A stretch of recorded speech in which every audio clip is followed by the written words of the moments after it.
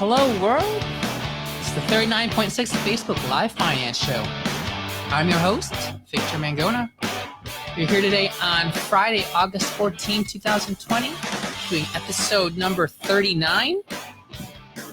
Should I buy a house in cash or should I mortgage it? And if I do, should I go with a 15 or a 30? Thank you for everybody who's joined the Facebook group.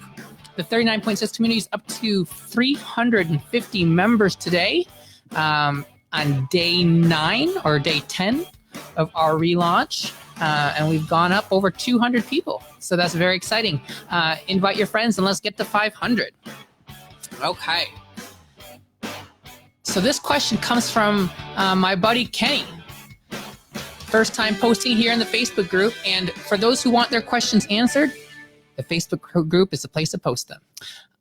Kenny says, I'm recently married. Congratulations, Kenny. He's a general dentist, moved to Dallas in 2018, and he needs advice for his first home purchase. He's paid as a 1099, and he quotes his order of priority. He wants a good quality home with minimal repair.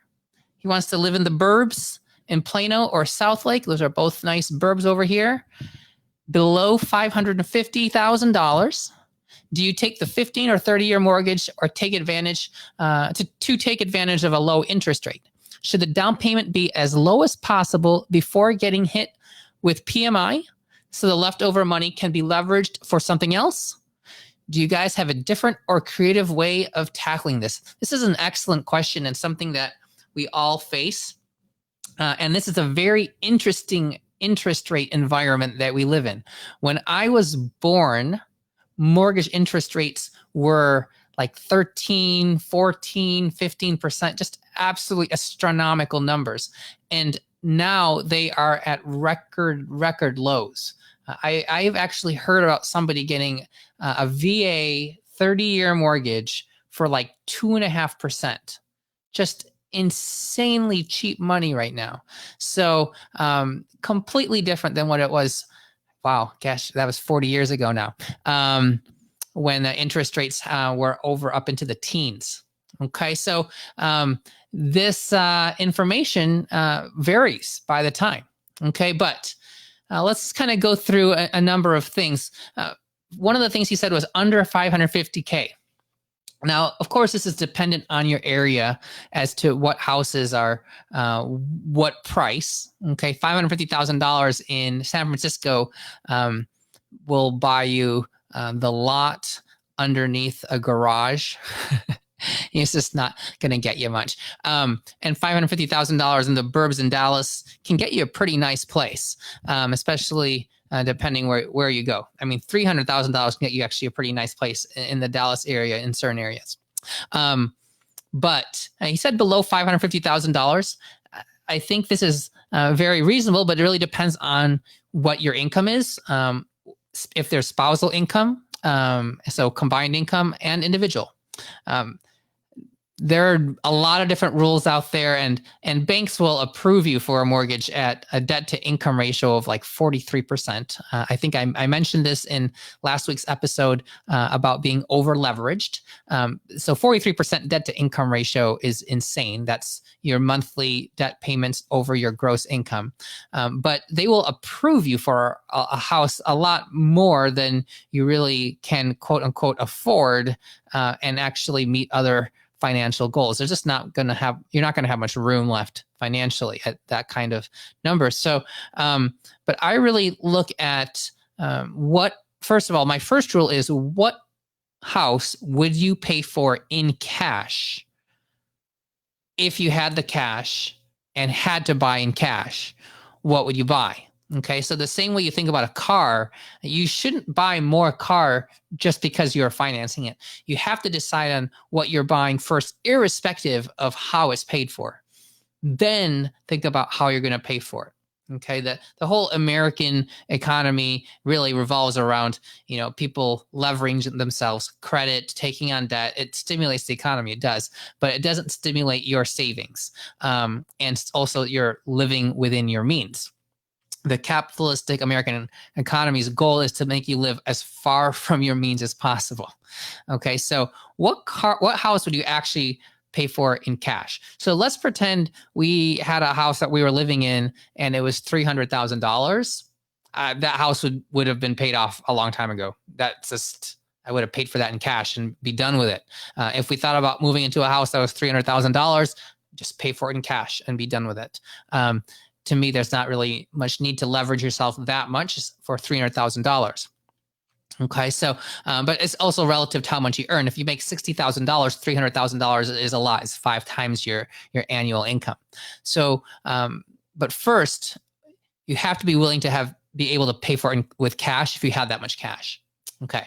My rule about cars, where you shouldn't buy a car if you don't have the cash to pay for it, doesn't really apply to houses because that's hard, because houses are expensive.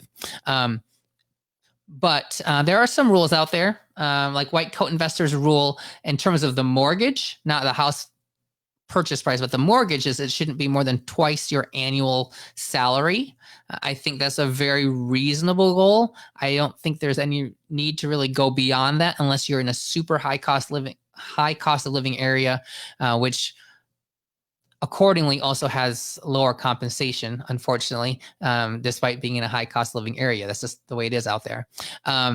That's a reasonable rule. I don't like to really make rules based on how much the mortgage is, but if I were to make a rule that I would like to follow, it's like 1 year of your income is the price of the house. Okay. 1 year of your income being the mortgage. Okay. But 1 year of your income as the price of your house, I think is a pretty good conservative rule if you're trying to save a good amount of money. I have this, I'm using BeLive, and it says, due to Facebook restrictions, we cannot see the names and profile pictures of your viewers. Send them a link to see, so they can grant BeLive permissions to see their names. Okay, so I'm going to copy this link, and I'm going to try to post it somewhere, and maybe you guys can see it. I don't know. I would love to know who's in here, but it doesn't really let me do that, unfortunately. Okay, I'm going to try to pull up on my phone. But okay, so how much you buy, you should be willing to pay for it in cash. You should definitely not have a mortgage payment that's more than twice your annual pay, because then you're just too leveraged. Okay. Then that often makes people end up getting a 30-year mortgage because they don't want to break that rule in terms of the DTI, but your mortgage total amount 2 times your annual salary. Okay, I got my Facebook page loaded up on my phone, so hopefully I can try to see this. All right, so going on beyond that, we're talking about how to pay for the house. We could pay for the house with cash. You could pay for the house with a mortgage, and that mortgage could be 15 years or it could be 30 years. Okay. Now, why would you want to pay for your house in cash? First of all, in Texas, which is where this is, your house is a protected asset. Okay. This is an asset that is protected from creditors. So it's a great place to stash assets, because it's hard to have assets that nobody can claim in a lawsuit for creditors. But your house is one of them. So there are people who have like 9-figure houses, and they have them partially just so they can stuff money into them that nobody else can touch. So that's actually a very reasonable reason to pay for your house in cash. Your qualified retirement accounts, like a 401k, not necessarily an IRA, but a 401k, a cash balance pension plan, and your house are qualified assets that no creditor can go after. Okay, so that's a great reason to have your house paid in cash, because you can protect yourself there. Now, you said that you're a 1099. You paid as a 1099. So most people who are paid as a 1099 don't necessarily have steady income. Some people do, but there's no good guarantee that it's going to hold up. Okay, so one very nice thing is that if your house is in cash, you don't really have to worry much about the volatility of your income. Okay, because if you're a business owner, especially as a dentist during COVID, gosh, dentists took a gigantic hit in quarter two. Okay, so people probably didn't lose their houses that were dentists because of this, because foreclosures were not allowed to be proceeded upon in the first few months of COVID. I think that restriction is starting to be released in various parts of the country, I think, but I'm not certain. But I mean, your income could go down to zero for periods of time like these black swan events. So having a paid off house is one comforting thing to not have to worry about. Okay.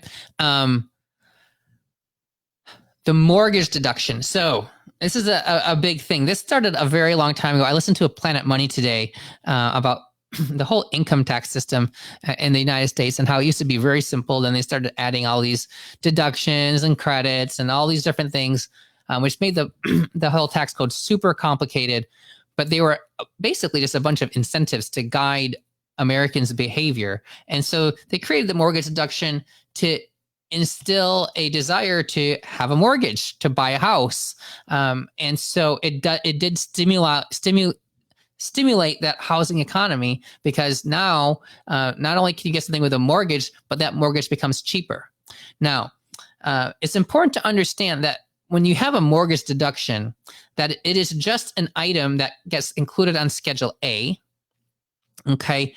And the net effect of it is that your interest rate goes down, the effective interest rate. So your interest rate could be like 4%. But if you're in the 25% bracket, then you're deducting all of that, then you could say the effective rate is really 3%. So the mortgage deduction doesn't really save you on tax. It just decreases your interest rate a little bit. And the smaller the interest rate is, the less that effect is. And interest rates now are super low. So the impact is actually relatively small. And it's actually super small for you because you mentioned a house $550K or less. Okay, so let's pretend you're buying at $500,000 and you're going to get it at 3% interest. That's $15,000 of interest approximately in the first year. Okay, now the standard deduction for this year is $24,800. And the most amount of property tax you can deduct is $10,000.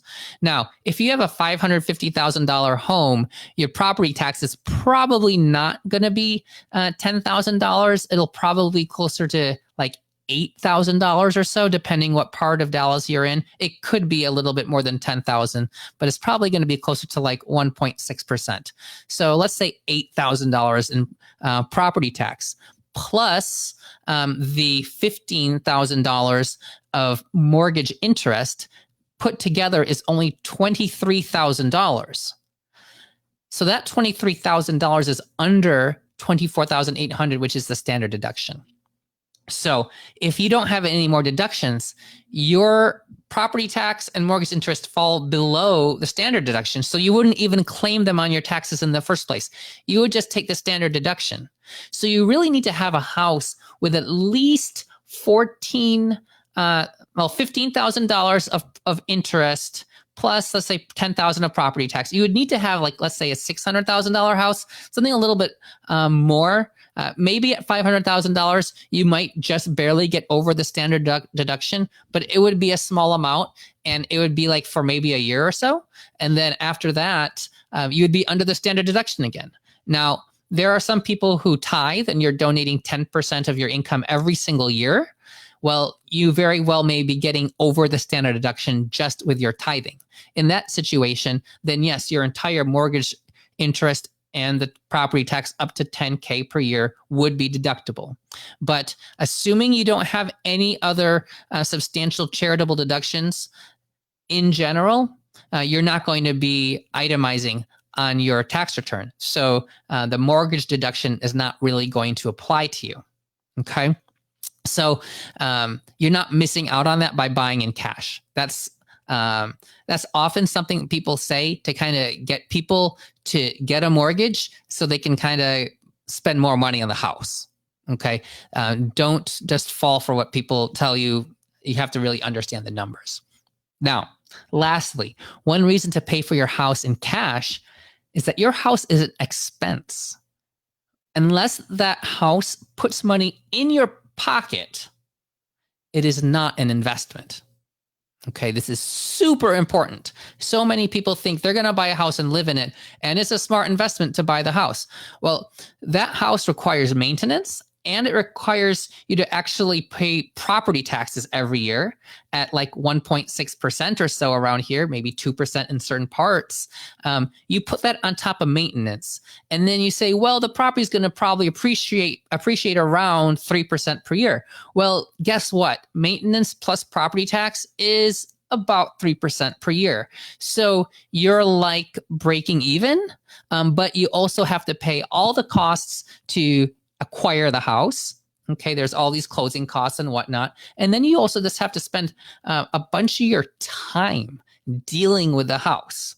Okay, you literally are taking on a new job by being a homeowner. When you live in an apartment and rent, it's like you just think that's normal because you're used to it. But then you actually have a house, and now you have all these new responsibilities you've never had before that end up sucking out so much time dealing with coordinating contractors, overseeing contractors, finding out the contractors didn't do their job, finding other contractors to fix it, going back after the previous contractor to fix it or get your money back. It's work, it's time, it's a hassle. Being home, something needs to be fixed. If both people work and they say, well, we can be there between 9 o'clock and 2 o'clock to install your cable. Although granted, with an apartment, you have to deal with that too. But with a house, there's so many other things to deal with, right? So you are paying for an expense. It's not an investment unless it's making you money somehow. And expenses should not be leveraged. That's like putting your vacation on credit card and like paying it out over like payments, right?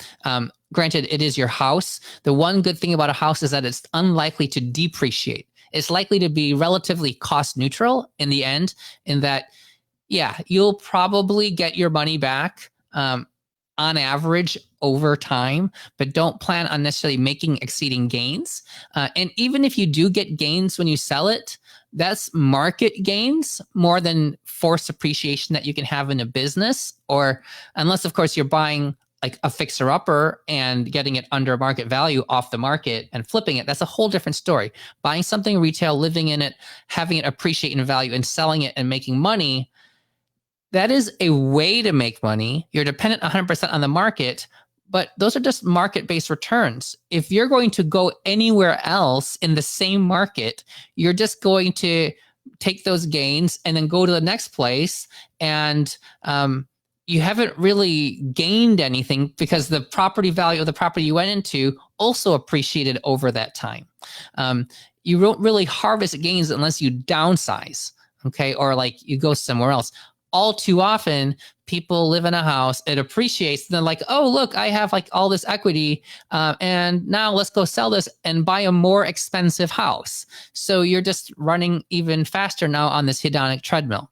Okay. It's interesting. Once you have a house paid off in cash, people are a lot more reticent to sell it and like go to the next house because it's already paid off. Right? When people have mortgages, they're like, oh, it's just another mortgage payment. And then you have to put on another 30 years and people end up never paying off their mortgages. So there's a lot of great reasons to pay cash.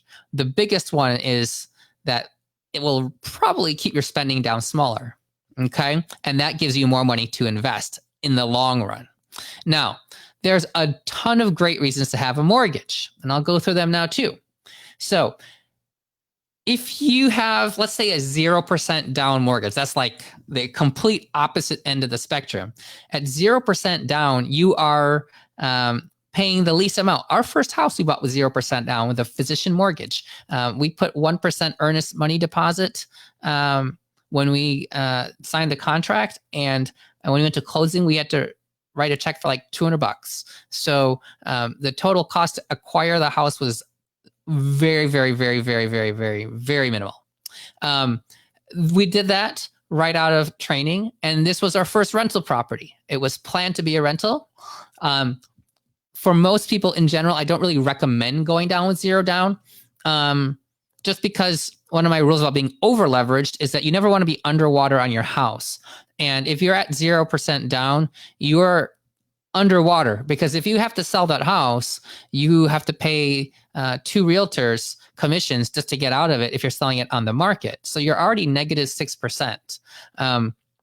Now, if you're buying the property as a planned rental and the numbers work out as a rental and there's no need to ever sell the asset and it already mathematically is designed to be a rental, which is what we did, then sure, if the numbers work at 0%, then that's a completely different story. But we're talking about buying your house, which is an expense. So I probably wouldn't buy it 0%. But when you do that, you take the least money out of your pocket so that you can maximize your liquidity. Now, liquidity is super valuable because the one most important thing, if you have a mortgage, is that you never, ever, ever foreclose on that property. All right. Now, if you do, there are people like me and other people who will very happily help you out right before you're about to lose that house. But you don't want to be in that situation where you are making somebody else a ton of money because you made a mistake a long time ago. So if you get a 0% down mortgage, it would actually keep a lot of money in your pocket, which gives you a lot of reserves to help prevent you from ever foreclosing. For example, some people say, well, you should definitely put 20% down so you can avoid PMI. PMI is mortgage insurance. It helps insure mortgages with less than 20% equity. Now, once you get to 20%, that goes away. But if you have to give up every dollar you have and also take out like a cash advance on your credit card and borrow money from your parents to get to 20%, you are way over leveraged. You are much better off buying a 0% down property if you can. You're a dentist. There's actually a lot of programs you probably can go through with physician mortgages. And they may be able to underwrite you even as a 1099. You have a couple years of income statements and get you down at 0%. The bank that we use in Texas initially was called Cadence. It's still called Cadence, CADENCE. They may be able to do that. And you would then be able to keep a ton of liquidity. Okay. Now, again, you're a business owner or a 1099, your income can fluctuate. Having an extra $100,000 in liquid capital that's like just in a high yield savings account or money market, that can be way more valuable than PMI. PMI is going to cost you like what, $100? I don't know. It's not a lot and it's going to go away. But if you're in the early part of your earnings career and you just don't have a bunch of wealth and liquidity available, that is a much preferential position to be in, especially right now, economically where we are, just to have $100,000 in cash and be paying PMI than dump all your capital for a down payment just to have a smaller payment, but you have zero money. Like if you have 3 bad months in a row and you can't make the third mortgage payment, then you just lost your whole down payment and the money you borrowed from other people and your cash advance, and your credit is ruined for 7 years. These are things that actually happen to people, though, because they think they're doing the right thing by putting all their money into the house and minimizing their mortgage payment, but at the cost of liquidity. You know how they say like an emergency fund, you should have like 6 months of expenses or 3 months of expenses. Well, your mortgage payment is one of those expenses, right? So if you close on a house, like having 3 months or 6 months of your mortgage in cash available or in liquid stuff is very prudent. Okay. Now, more liquidity otherwise for your business. Okay. So as a business owner, there's a lot of potential things your business could need liquidity for. They may, you may want to build something. You may want to build a building. Okay. You may want to acquire a large real estate asset for your dental office. And that could take hundreds of thousands of dollars of capital as a down payment. You might be able to get, a small business loan, but you still might need extra capital. Or for people who are physicians in like a partnership track, there might be a buy-in, and that buy-in could be huge. Okay. So you may want to just keep some of that liquidity. Now, often, especially like times right now, there's a lot of concern that interest rates are going to go up, right? We've been in a very low interest rate environment, but Fannie Mae, or was it Freddie? I think it was Fannie Mae. They just announced, like today, that they were going to add a 50 basis point fee now starting like September 1st to mortgages. And there's, I think, another fee. They're also going to bump up the interest rates as well. So they're making it more expensive to get mortgages.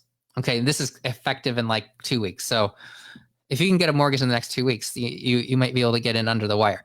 But there's always a lot of concern that interest rates are going up. So often, even if you don't have enough money for a 20% down payment, people want to get in while they can. Because if you wait 6 months, interest rates could be 0.5% higher easily. And the difference between what your interest rate in is at like 5% or 10% down today versus what it would be 20% 6 months from now, you could be much better off being at 5% today because you could lock in that rate and you can always pay it down and get up to 20%. But if interest rates go up and you missed that opportunity, trying to save up more money just costs you a whole bunch of money.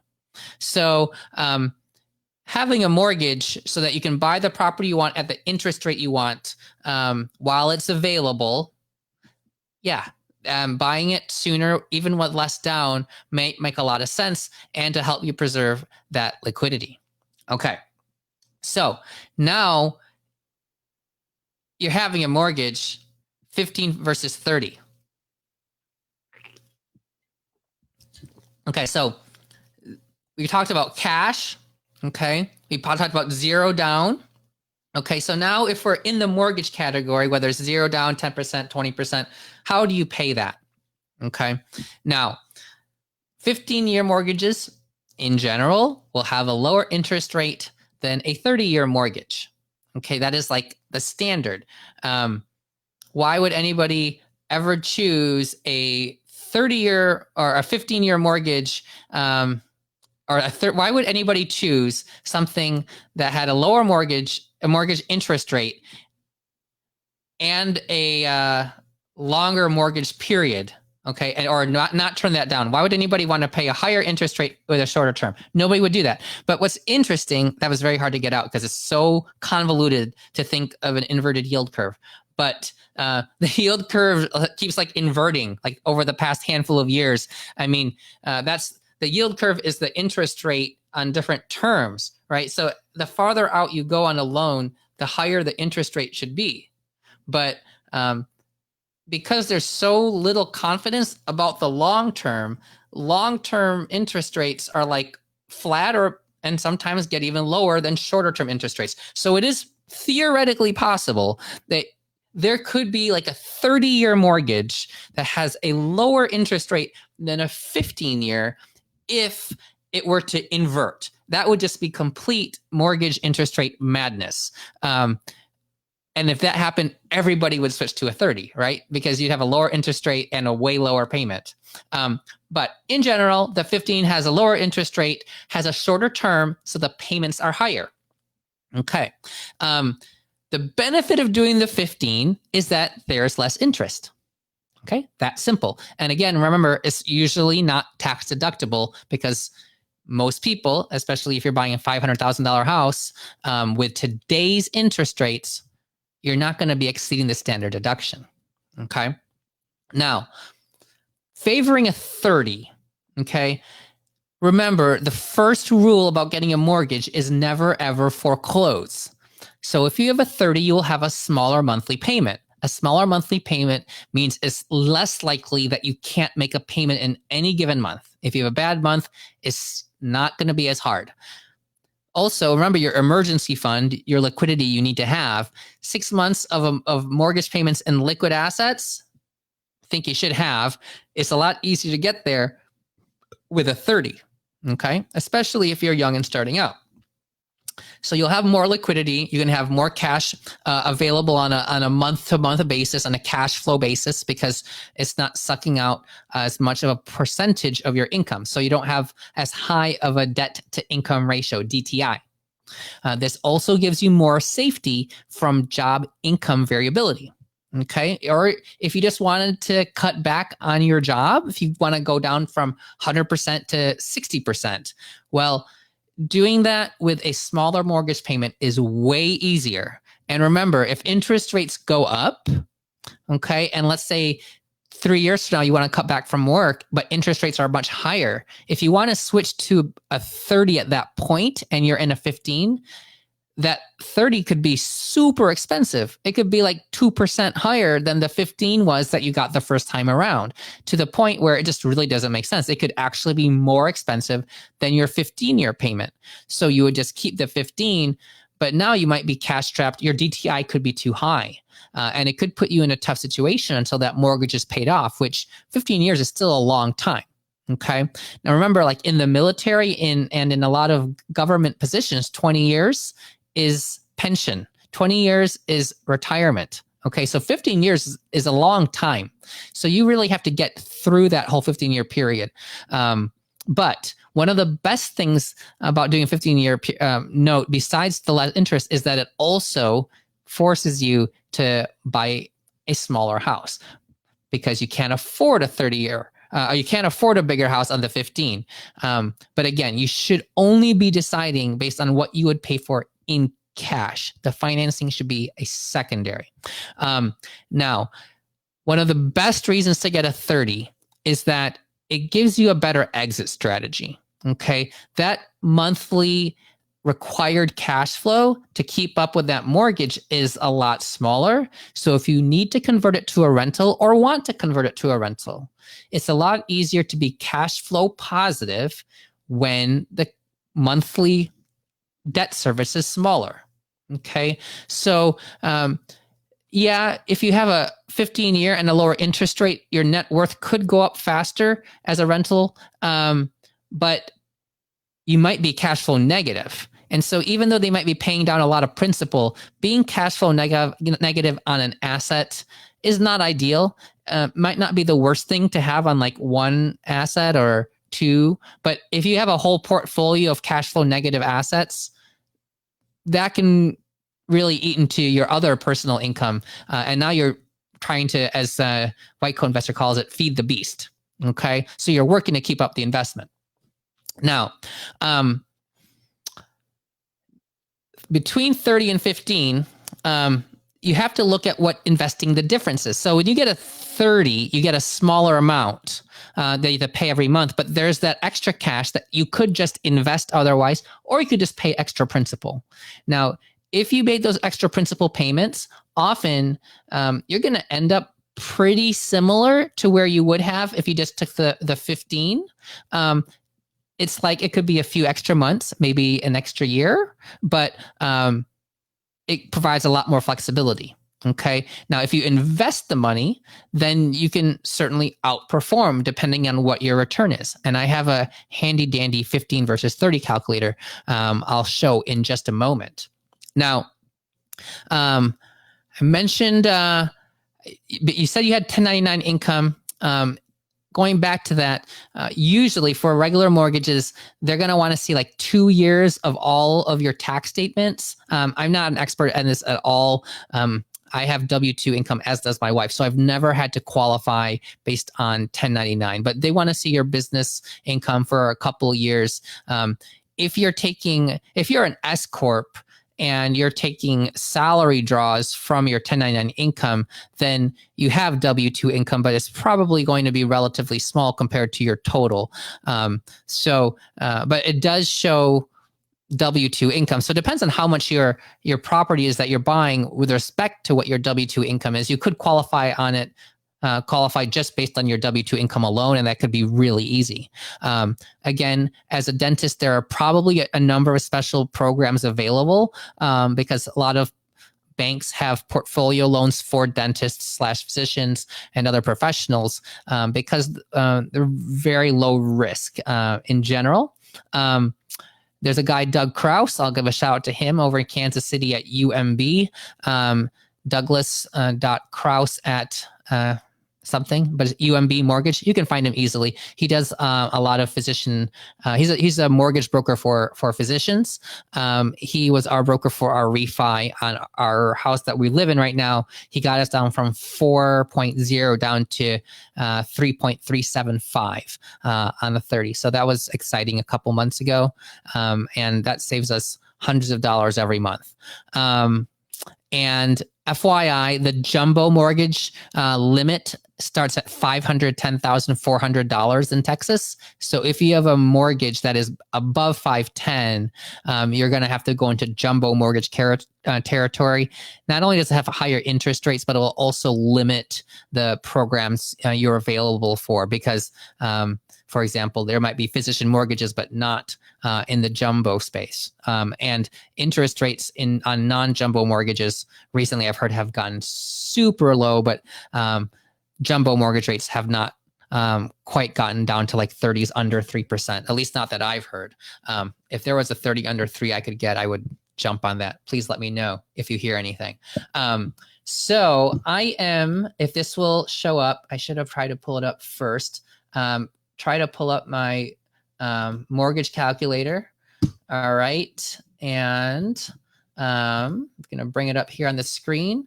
This is a long episode, but just going to bring this in briefly. I'll have to do a whole separate episode on this because this thing is super fun. But here we go. This is my 15 versus 30 calculator. And this allows you to check what the difference is if you were to invest the difference. Okay. And so it allows you to put in your parameters on top.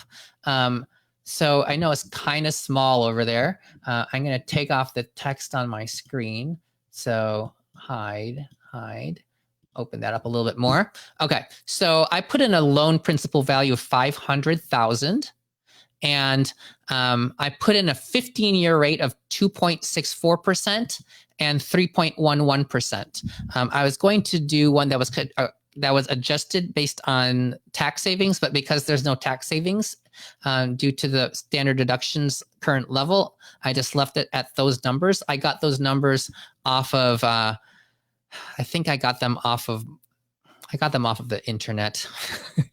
I got them off of Google on some page that had today's mortgage rates. Oh, was it bankrate.com? Yeah, bankrate.com. Okay. So those were bankrate.com's mortgage rates for yesterday. So there was only a spread of almost 0.5 or it was 47 basis points, 0.47%. Not a huge difference. If there's like a 1% difference, that's a big difference. 0.5 is relatively small.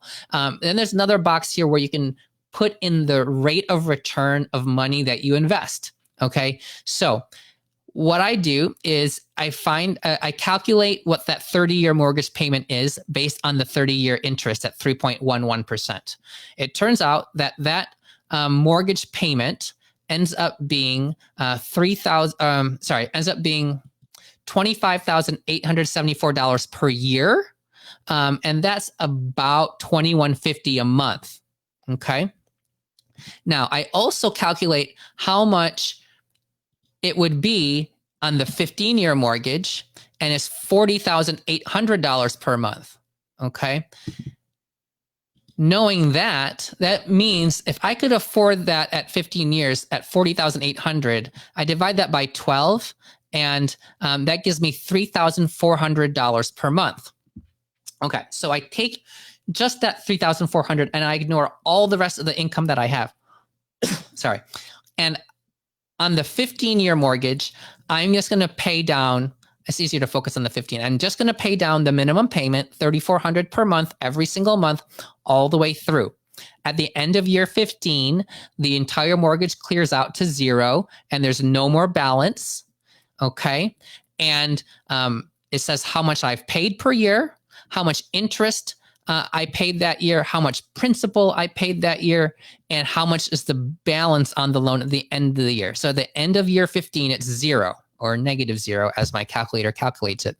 For some reason, it shows negative zero. Didn't know that was possible. And then there's a column that says how much am I investing in the side pot, okay? But there is no side pot because we are investing, we only have exactly $3,400 per month to invest. So there's no extra going into the side pot until the end of year 15. After that, the full $3,400 a month goes into the side pot and is invested. So now instead of paying $40,800 per year to the mortgage, we're investing $40,800. For the next 15 years, that goes up to $880,000 using the interest rate that I plug in here of 5%. Now, if I change that to 6%, well, I still pay off the mortgage in 15 years because I'm paying exactly the amount to pay off the mortgage. But now at the end of year 30, that side pot builds up to $950,000. Okay. So in the alternative situation, taking the 30-year mortgage, I'm only paying the minimum payment per month, which is like $2,150. Okay. But remember, I had $3,400 per month available. So that gives me about $1,250 extra to invest every single year times per month. So $1,250 per month times 12 months gives me about $15,000 per year I'm investing. Okay. So over the course of the 30 years, the balance on the loan slowly goes down to zero. Okay. The amount I invest is the same $15,000 per year all the way to the 30th year because I didn't pay off the mortgage until it's done. That side pot grows at $15,000 per year and then the 6%, and it makes it up to $1.18 million. So $1.18 million versus $950,000, that gives me a difference of $230,000. That's going all the way to year 30 using 6%. But what I do here in this last column is I calculate the difference in net worth. The net worth is the balance on the mortgage and the balance of your investment pile combined. Okay, this is ignoring the value of the home. It's just the mortgage balance and the investment balance. So the difference is at the beginning for the first 8 years, you are behind by taking the 30. But then you cross it in year 9, and then you continue to be above it because the side pot grows at a faster rate than the mortgage. However, that's using 6%. If I were to use 4%, which is not a very high return for your money, I understand, but if we want to compare it to paying off the mortgage, which is basically a guaranteed rate of return in a sense, because that's a flat rate that you could just pay extra on the balance. And there's actually a column I have for paying extra principal. I'm just hiding those columns on this calculator. But if you only had a 4% return on your money, it would take a lot longer. We're here all the way at year 15, 16, 17, 18, year 19 you cross. Takes a long time, but let's use bigger numbers. You're bullish and you're like, oh, I'm going to get 7% every year. Okay. Or maybe you don't think that's bullish, but at least in the next 2 years, it's probably bullish. I would think, but 7% is going to take you 1, 2, 3, 4, 5, 6, 7 years to break even on that deal. So that's still 7 years. That's a long time.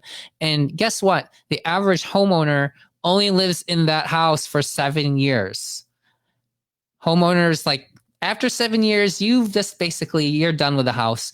You've grown out of it. You need another bedroom. You've had your eye on another place for a long time, or another area. And that excitement of that first house, it's gone by year 7. Okay. Everything in that house is outdated. So then you start the whole process again and get another mortgage. Okay. But that's at 7%. Let's say you get 10%. Okay. And here now you're looking at 4 years to break even. So it really just depends what rate of return you're going to get on your investment. Now, at the end of 30 years, you have 2.5 versus 1.1. That's a huge difference. That's 1.4 million. Okay. So you have to take that into consideration. What is the return you're going to get with your other invested dollars? How safe is that? What's the risk adjusted return of those dollars? And how much do you want to be leveraged? Okay. Because if you are taking that mortgage, okay, and getting that cheap money, and you are investing it, okay, that's much better than spending the money, which is what almost all Americans do. Is any extra just gets spent. It doesn't necessarily get invested. But if you actually invest it, then great. But then how good is that return compared to the risk-free return of paying down the mortgage extra? Okay.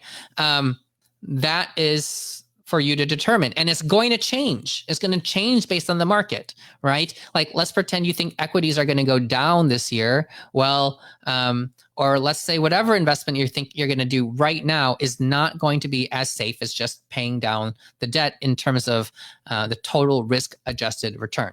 I mean, getting a guaranteed 3.1% right now on anything is basically impossible. There's no high yield savings rates I know anywhere that are 3.1%. There's probably some teaser rate of like 3% or maybe up to 5% for like your first nothing amount of money, right? It's not like a sustainable like investment avenue to pour tons of capital. Because money markets are well under 1%. I think Ally Bank just went down to 0.8% from 1%.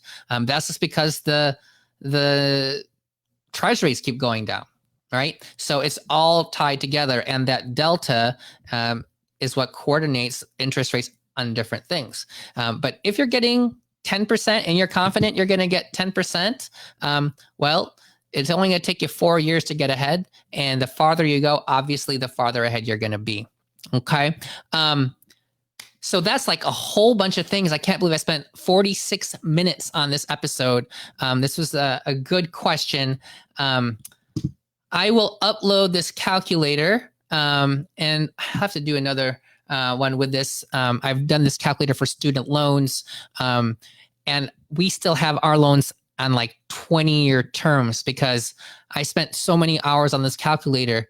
I kept on looking at the numbers and I'm like, it just doesn't make any sense for me to do a 5-year refi on my student loans to decrease my interest rate by like X percent, which was not that much. It's going to have almost no bearing on where I'm going to be 5 years from now. And I will have maximal liquidity and least debt to income ratio by using that longer term. But we do invest the difference because we don't spend based at all on what we earn. All of our money gets piled away to the side and we just take out cash PRN. All right. Everybody have a great weekend until tomorrow. Thank you for everybody who's joined. I still can't, I can actually now, I can actually see some things. I can see some comments here, but it doesn't say who's doing it. And I can see like Facebook user, thumbs up at 2245. Facebook user, that's good to know. Thanks, Victor. Facebook user, don't use all your cash on a down payment. Very detailed, informative Excel sheet. Thank you. And for some reason, I need to get Excel on this computer. I have all these Excel spreadsheets, but then I open it on this computer, so it comes out in numbers. So I have to like put it back into Excel and upload it. But it'll be up on the Facebook page. So that is it for episode number 39. Until tomorrow, we're going to do some more real estate. This is going to be fun. Invite your friends to the Facebook group. And that's it for Friday night, Facebook Live Finance. Until tomorrow.